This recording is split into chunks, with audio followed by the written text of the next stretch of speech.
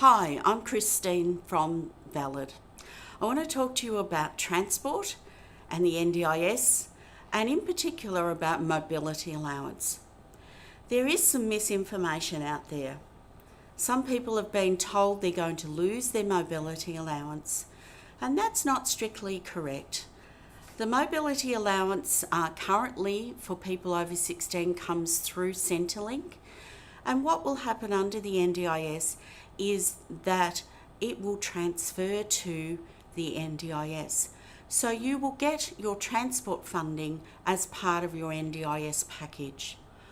But you should note that nothing else at Centrelink is going to change. All the other payments stay the same. The only thing that is affected is your mobility allowance. So what does that mean?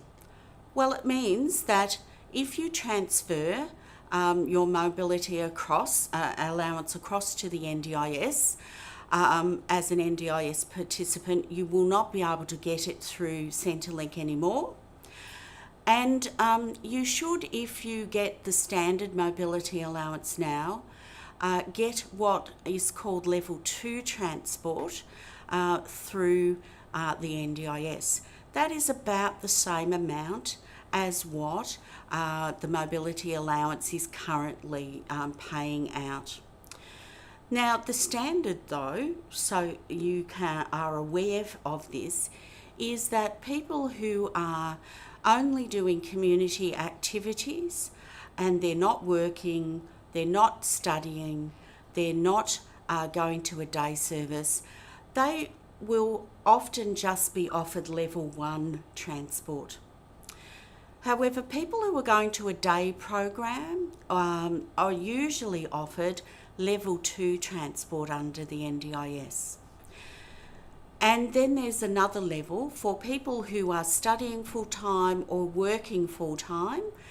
And by working, that can include supported employment, so if they're going to a supported employment program, or working in a mainstream job, level 3 is funded. However, you should realise that these are only guides to the planner about what is typical. They are not maximum amounts.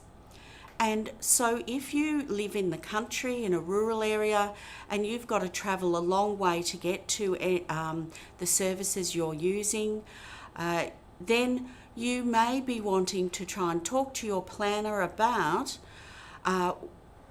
getting reasonable and necessary transport funding. So you will have to put a case about what you feel is reasonable and necessary for them to fund towards your transport costs. Now, how do you put a case to them? Well, it's a good thing maybe if you use a lot of taxis, just to do a snapshot. So you might just want to do a snapshot of all the receipts for a month of how much taxis you've used in that month, so that they can see that to get to the disability programs and supports or your workplace that you are doing, you need this much transport. That then gives them an idea about what is necessary, and then they have to make a decision about whether it's reasonable for them to fund that amount or not. Now, transport is a difficult one to get through if you need higher amounts, and so maybe you might want to take an advocate along from one of the many advocacy services across Victoria. And there is a list of advocacy services on the Valid website that you could download if you need that, to find your local one or the one that's applicable to you. You also then, once you do have your transport funding, you need to think about managing that funding. There is another one of our videos talking about management of your funding, and it might be useful for you to look at that if you don't want to just leave all of your transport money parked with the NDIS. Because if you leave all your money parked with the NDIS, the services you use who transport you around or the taxi company if they're a registered taxi, registered with the NDIS, and many taxi companies are becoming registered with the NDIS, they then just claim their transport funding directly off the NDIS. Sometimes though, that doesn't suit everyone, and you might want to use plan management for your transport. And so that you can keep track of that. I plan manage my transport so that I can keep track of how much transport dollars my daughter has used. Because all the invoices are coming to me, I then can record it and keep a track of the budget, so that when she says, oh, can I go to Dalesford Lavender Farm? Well, I can tell her whether she's got enough transport money or not. Okay? So plan management's a good way, and you can just plan manage your transport funding only if you choose to. Now there is another option for your transport funding. Under the NDIS, this is the only payment that is paid in advance. The NDIS can take part or all of your transport budget.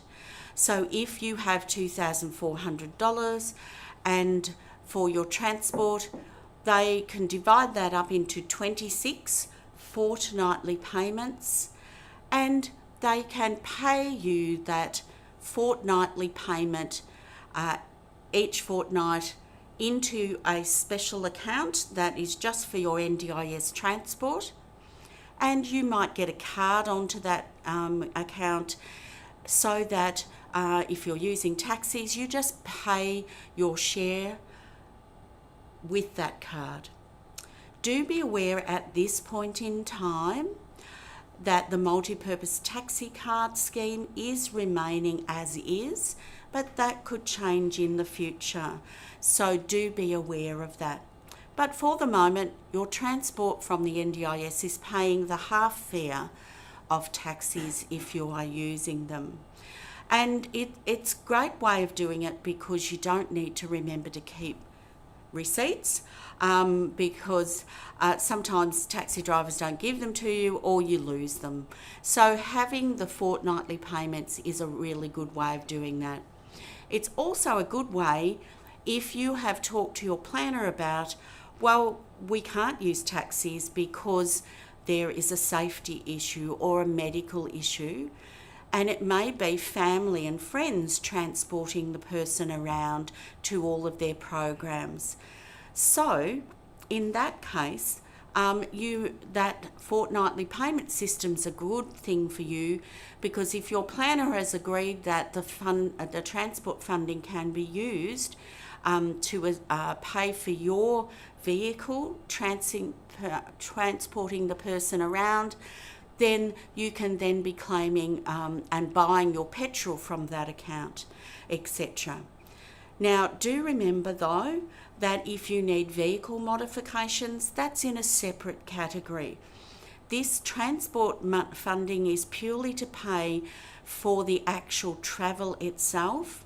Under the assistive technology section of the NDIS price guide, they do once there is an assessment done that recommends certain vehicle modifications, the NDIS can pay if they agree and feel it's reasonable and necessary for vehicle modifications for people who require that.